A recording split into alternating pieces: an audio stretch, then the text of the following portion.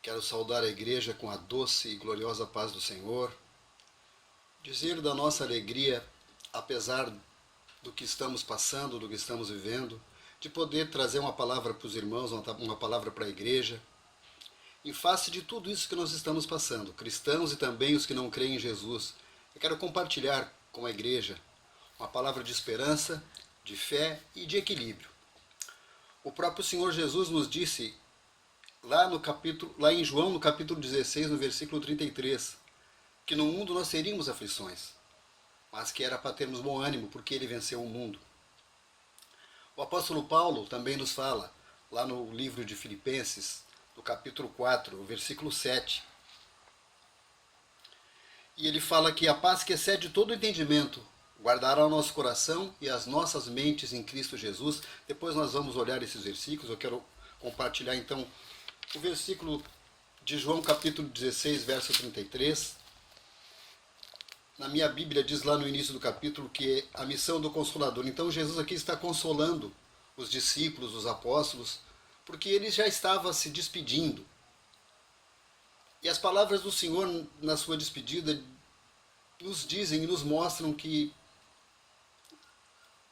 ele nos oferece um consolo. O consolo só vem do Senhor Jesus. Somente em Jesus nós podemos alcançar o conforto necessário para as nossas vidas, para as nossas almas, para as nossas angústias, para as nossas tristezas. E lá no versículo 33, na verdade um pouquinho antes ele diz assim, lá no 32, eis que vem a hora, já é chegado em que sereis dispersos, cada um para a sua casa. E me deixareis só. Contudo, não estou só porque o Pai está comigo. Estas coisas vos tenho dito para que tenhais paz em mim. No mundo passais por aflições, mas tende bom ânimo. Eu venci o mundo. Então, a palavra viva do Senhor também nos fala lá no livro de 1 Pedro, no capítulo 5, do versos 6 até o 9. Nos fala que não é para nós temermos, porque ele tem cuidado de nós. O Senhor tem cuidado de nós. Então, 1 de Pedro, capítulo 5, versos 6 e 9, até o 9, do verso 6 até o 9, conforme foi escrito.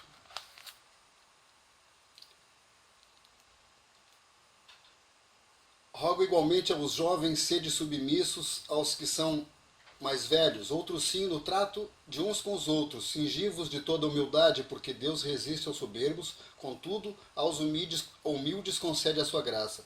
Humilhai-vos, portanto, sob a poderosa mão de Deus, para que ele, em tempo oportuno, vos exalte, lançando sobre ele toda a vossa ansiedade, porque ele tem cuidado de nós. Sede sóbrios e vigilantes. O diabo, o vosso adversário, anda em derredor como um leão que ruge procurando alguém para devorar.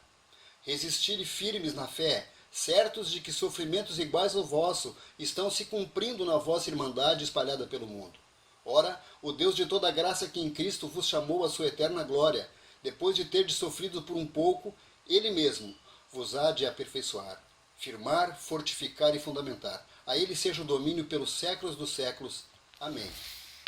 Então, nós temos na palavra do Senhor milhares de passagens, promessas de conforto, de consolo, de escape. Mas isso não invalida os cuidados e a cautela que nós devemos ter neste momento, numa hora amarga da humanidade, com relação a essa pandemia que já está entre nós. Infelizmente, este vírus ele não livra ninguém. Ele não escolhe rico, nem pobre, nem cristão, nem não cristão, nem muçulmano, nem umbandista. Ele simplesmente infecta e se propaga rapidamente e coloca em risco as nossas vidas. Então, a palavra do Senhor também diz lá em Salmos, no capítulo 34, no verso 7, que ele acampa ao redor das nossas tendas, que ele acampa os seus anjos para nos guardar.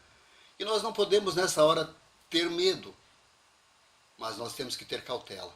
Nós temos que nos cuidar e cuidar dos nossos e cuidar dos que amamos. Por isso, os governantes decretaram este confinamento, esta quarentena, que alguns parece que não têm levado a sério, que têm levado na brincadeira, que acham que isso não vai acontecer aqui, porque na nossa cidade talvez não tenha ninguém infectado, mas eu falo com tristeza. Talvez, tomara que não tenhamos nenhum infectado, mas nós ainda não temos. Talvez a gente tenha. E nós temos que ter cuidado. Temos que cuidar da nossa vida, que é o dom e o bem mais precioso que o Senhor nos dá. Então, Deus, Ele sempre faz a parte dele. E nós também devemos fazer a nossa. Nós temos que ter todos os cuidados para nós não sermos um meio de propagação deste vírus, desta doença. Temos que tomar cuidados especiais com as nossas crianças, com os nossos idosos, com os nossos irmãos, com aqueles menos favorecidos, conosco.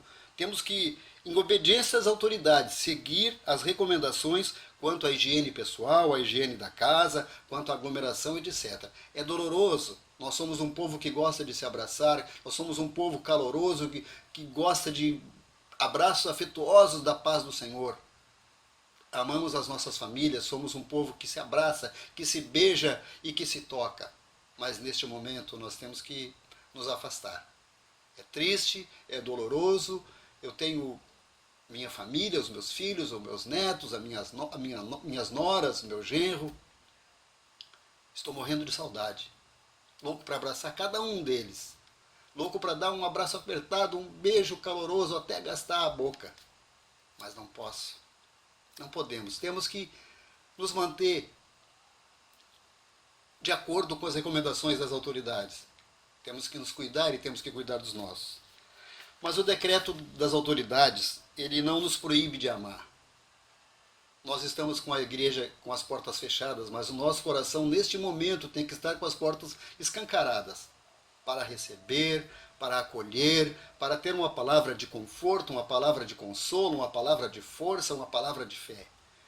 Porque o decreto não nos proíbe, ele nos recomenda a não disseminar o vírus do corona, mas ele não nos proíbe de disseminar o vírus do amor.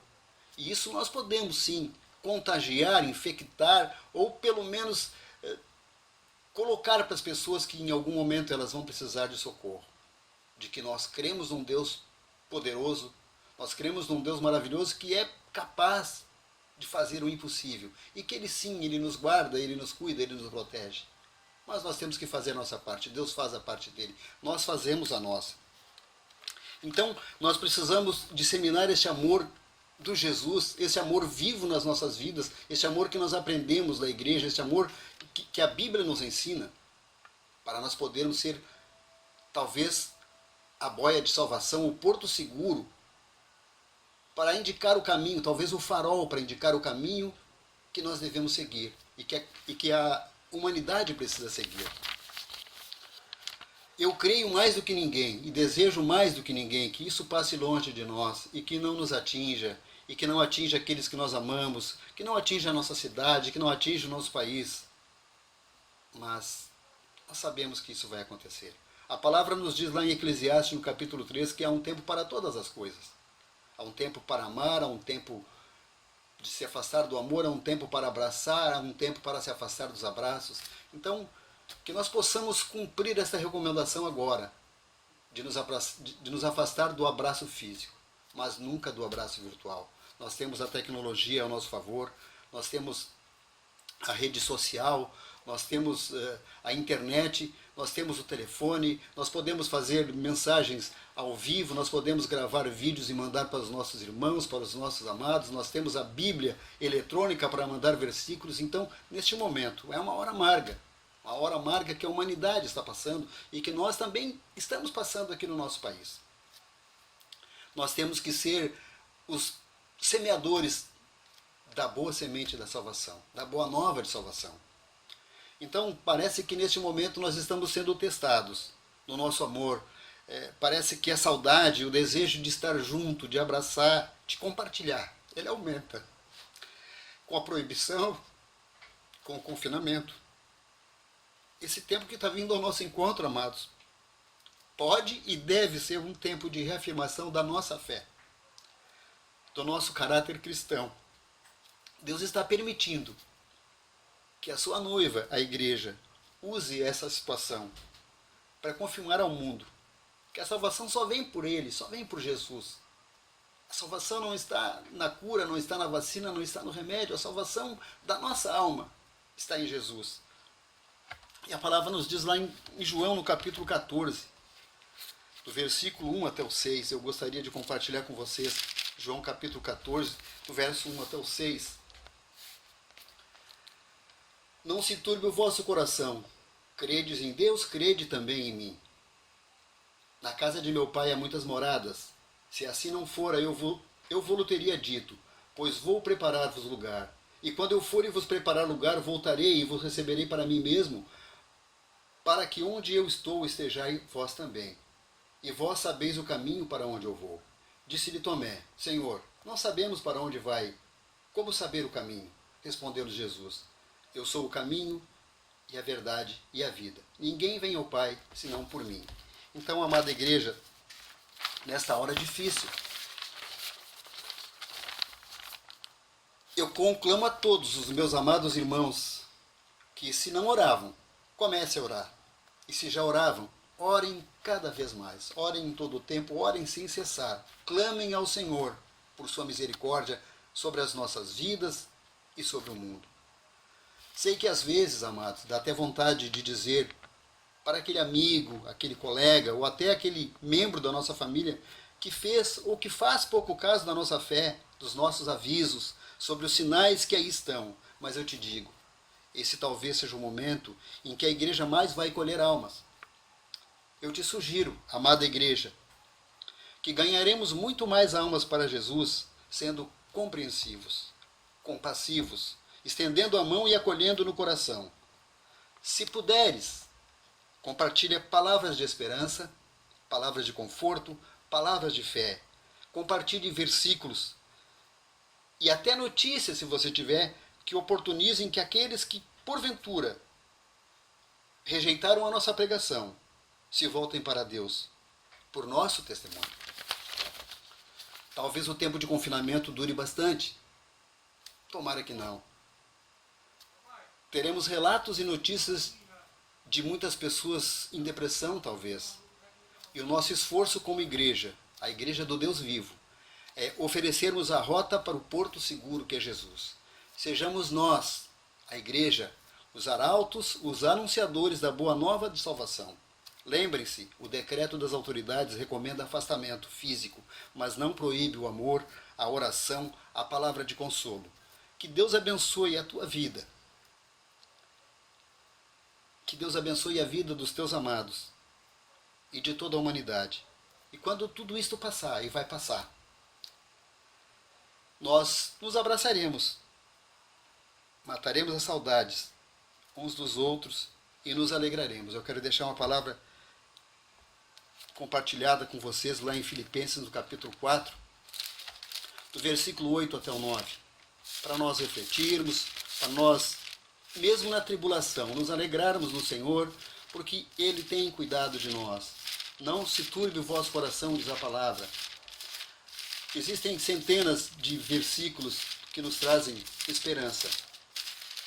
E esta esperança é a esperança em Jesus que nós temos que compartilhar. Esse é o nosso compromisso. Esta é a nossa obrigação, este é o nosso dever como cristão nesta hora. Filipenses capítulo 4, verso 8 e 9. Finalmente, irmãos, tudo o que é verdadeiro, tudo o que é respeitável, tudo o que é justo, tudo o que é puro, tudo o que é amável, tudo o que é de boa fama, se alguma virtude há e se algum louvor existe, seja isso o que ocupe o vosso pensamento. O que também aprendestes e recebestes e ouvistes e vistes em mim, isso praticai, e o Deus de paz será convosco.